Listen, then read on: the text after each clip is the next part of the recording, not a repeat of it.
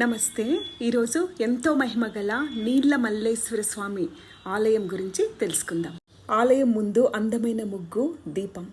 ఆలయంలోకి వెళ్తూనే ఇక్కడ బసవేశ్వర స్వామి, ఎదురుగ్గా శివుడు. ఆ శివుడి పక్కనే పార్వతీదేవి ఉంటుంది. పార్వతీదేవి ముందు కూడా ఆ బసవేశ్వర స్వామి. పూర్వం రైతులు వర్షం లేక పంటలు పండక ఈ గుడికి వచ్చి తప్పెట్లు కొట్టారట. ఆ తప్పెట్లకు పక్కన ఉన్న సెలయేరులో నీరు పొంగిందట. ఈ గుడిలో తప్పెట్లు కొడితే వర్షం వస్తుందని భక్తుల నమ్మకం. ఈ స్వామిని తప్పెట్ల నీలమల్లేశ్వర స్వామి అని కూడా అంటారు. ఇక్కడ నరసింహస్వామి మన కోరిక ఆయనకు చెప్పి పక్కన పేరు రాయాలట. ఆ కోరిక తప్పక నెరవేరుతుందని భక్తుల నమ్మకం.